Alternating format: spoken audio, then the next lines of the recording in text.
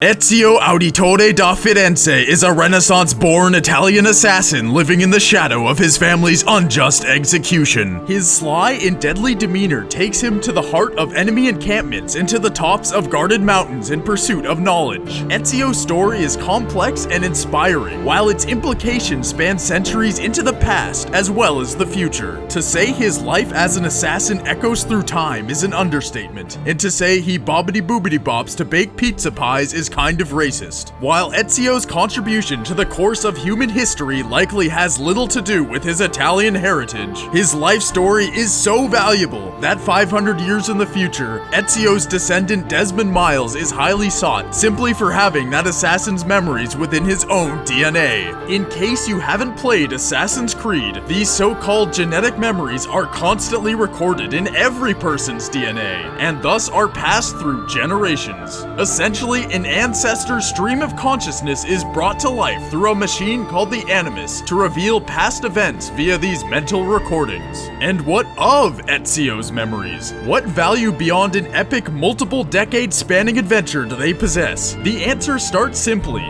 but evolves as Desmond watches entire lifetimes unfold before his eyes. You see, the modern-day Knights Templar capture Desmond by force for access to his ancestor's life as an assassin, which can reveal the whereabouts of the Pieces of Eden, archaic, magical artifacts with powers capable of transforming the Templar into tyrants of the world. In 2007's Assassin's Creed, I learned how shitty I'd be at parkour as Miles transcends time to the life of Altair, yet another legendary assassin who could easily have a video to himself. But Ezio's the alpha as fuck superstar of this show.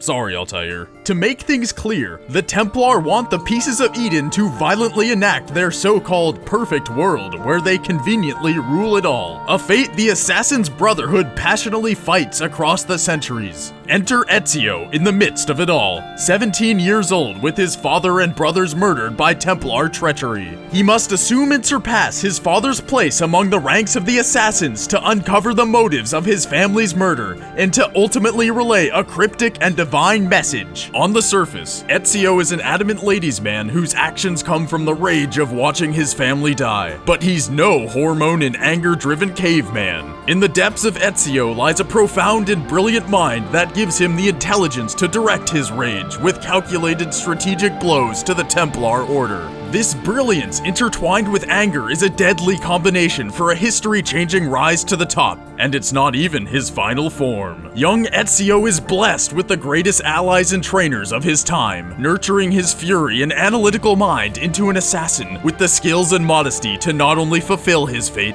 but accept it as well. Recall the Templar scheme to enact a utopia where their leaders have absolute rule. This large-scale assault on free will and independent thought is countered almost exclusively by the Assassin's Brotherhood, of which Ezio rises within to become a key player. In this manner, the charming assassin is a conduit for free thinking in an undeniable way. He quietly infiltrates deadly locations, collecting knowledge and allies on a quest to become a vessel for a message to Desmond, which he himself is not meant to understand. The modesty beneath Ezio's passionate, intense exterior allows him the mindset to complete his cryptic mission, for he works only in the shadows to keep the necessary low profile, throwing away any chance to be written into history. Essentially, he's the silent protector of free thinking in the Western world, and he won't be getting any credit from society. So let's get on with it and take a look at 2009's Assassin's Creed 2 for the Xbox 360, PlayStation 3, and PC. Remember Ezio's incredible allies and trainers I mentioned earlier? One of the first in his life comes after he tries in vain to save his family from an unjust death. Ezio and his remaining family flee to Uncle Auditore's countryside villa and get introduced accordingly. It's me, Mario! Yeah, real fucking funny, Ubisoft. Anyways, Ezio and the would-be Italian plumber don't shoot fireballs or stomp Goombas, but rather, young Ezio is trained firsthand by Mario in the ways of the assassins, learning their history, their purpose, and most importantly, their skills. Auditore ventures across Italy to find who is responsible for his family's murder. On this journey, Ezio puts more powerful allies under his belt, such as Leonardo da Vinci and eventually Machiavelli, the former of who decodes a codex of Altair's to reveal the location of the vault. But we'll get to that later. With further help from his own intelligence as well as his crew, the legendary assassin uncovers the mastermind of the political conspiracy which ended his father's and brother's lives. Rodrigo Borgia is his name, and he stands between the assassins and the apple, a powerful piece of Eden. An epic sword battle breaks out, leaving Ezio and his allies victorious as Borgia flees. Ezio's allies converge on him, telling the Auditore that the prophet was foretold to appear during the battle for the apple which just occurred. So naturally, that makes Ezio the goddamn prophet who can open the all-important vault and uncover a divine treasure within. I didn't mention that Rodrigo Borgia is also the Pope, and he's got a papal staff, the second piece of Eden that splooges lightning. Oh yeah! But after splooging so much in a row, Borgia starts his refractory period and trades his papal staff for fists, thus marking the only point in history where the Pope entered a fisticuffs match and lost. Take that, Catholicism! Ezio passes through the ancient vault doors, and on the other side lies a holographic being known as Minerva, who speaks directly to Ezio and Desmond. The ghostly entity says she was part of an ancient, technologically advanced society that coexisted with early humans. However, this almost divine race was nearly wiped out by a worldwide disaster. In response to a foretelling that this catastrophe will happen again, Minerva's people built an array of temples, and she advises Ezio and Desmond to use these temples in order to fend off another such disaster. With this chilling story revealed to Ezio, his purpose becomes infinitely more important and complex. Only a man with the confidence of an alpha male, the modesty of a monk, and the skills of an assassin has the ability to fight humanity's most important battle solely in the shadows. Rather than assuming absolute power as the prophet, Ezio acknowledges the long-term dangers of such thinking. It is clear to the assassin he must be the mastermind of his own purpose, while also doing much of the humbling, dangerous dirty work. Of course, he has a legion of amazing trainers, friends, and family that allow him to reach his true potential, but a personality humble enough to accept their help, utilize their criticism, and receive little to no credit for his enormously important life's work should not be overlooked. Ezio's rise to greatness was sparked by instinctual, blind rage, but his selfless, wiser than his age modesty is what ultimately drives him to become the silent protector of free thinking and humanity as a whole. Assassin's Creed Brotherhood is the next installment of Ezio's life. He's just exited the vault, in awe of what he saw. The prophet immediately returns to his uncle's villa and finds solace in knowing revenge was served to Rodrigo Borgia. But Ezio gets re-revenged right back in his face by Cesare Borgia, Rodrigo's son, who invades the villa, killing Uncle Mario, taking the apple, and forcing the other Auditores to flee. Aw shit. The apple is in Templar hands once again, and so Ezio relocates to Rome, the epicenter of Templar activity. Over the next 4 years, Ezio and his allies assassinate key Templar players, crippling their stronghold in Rome to tip the scales back in the assassin's favor. As Templar influence weakens from the assassin's strategic blows, Rodrigo's young son Cesare is greedy. He demands money and the apple from his father, implying that his greed cannot be squelched without deadly intervention. And so, Rodrigo unsuccessfully attempts revenge, poisoning his own son, who, recall, re-revenged Ezio, but the re-revenger re-revenges his father, but is ultimately re-revenged by Ezio himself, thus creating a complicated hate triangle network of revenging which cannot be comprehended by mortal men, much like the fourth dimension, or long division. Multiply that by something, then subtract it from... When the smoke clears, Rodrigo has been revenged to death, while Ezio steals the apple from St. Peter's Basilica to overwhelm Cesare's forces until the new Pope, Julius II's army arrives. They easily capture the young Borgia, but this is only the eye of the storm. Cesare escapes from prison and lays siege to a fortress in Viana, Spain, in hopes of rebuilding his recently lost power. Ezio and his men quickly strike the fortress, hacking and slashing through legions of Cesare's soldiers until the two leaders meet face to face. Their opposing views on free will clash on the battlements. Ezio fights to empower the people, while Cesare wants only to rule them. Borgia's men join the fight, but cannot best Auditore's swordsmanship. They're taken down one by one until the two are finally alone again. Ezio channels his rage, wailing on Cesare in a flurry of angry blows, until... he strikes. The throne was mine. Wanting something does not make it your right. What do you know? That a true leader empowers the people he rules. I will lead mankind into a new world. You cannot kill me. No man can murder me! Then I leave you in the hands of fate.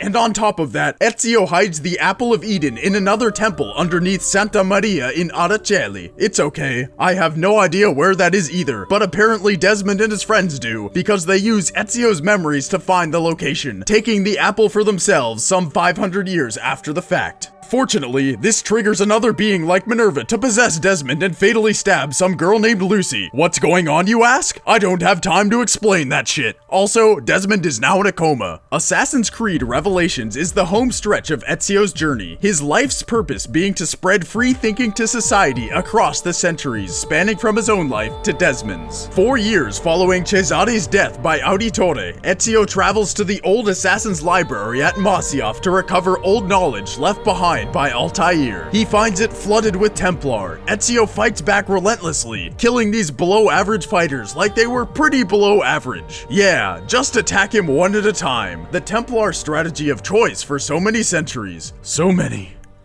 centuries. As the Templars slowly learn basic strategy, they finally corral Ezio. Hey, good job, guys. But he breaks free from death, making it under the castle to the entrance of Altair's secret library. Ezio discovers the door requires 5 keys, one underneath the Ottoman Sultan's palace, and the rest scattered across Constantinople. So he travels there, meets this guy, falls in love, finds the first key, figures out where the other 5 are, and bobbidi-boobidi-bop, Ezio returns to Masyaf and opens the library to find Altair looking quite unwell. A key Ezio finds on the assassin's skeleton shows him part of Altair's life story, which explains the library is actually a vault to seal away a second Apple of Eden, an artifact containing a message for Desmond's ears. I have lived my life as best I could, not knowing its purpose, but drawn forward like a moth to a distant moon.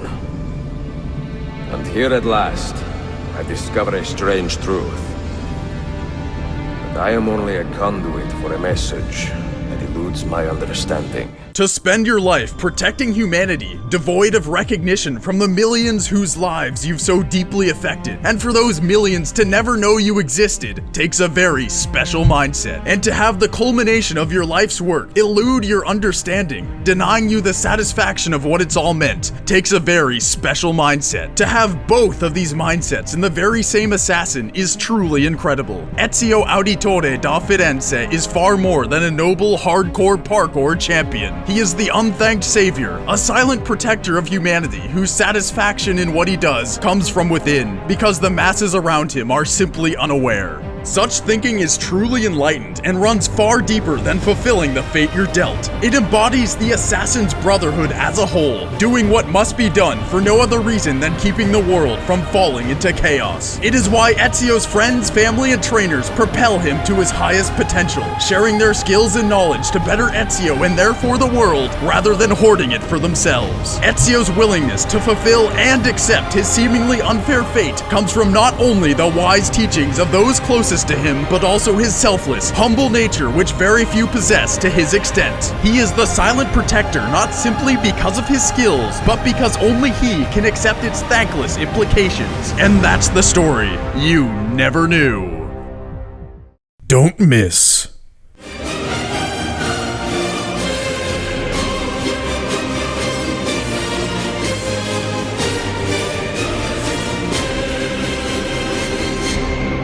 Coming soon.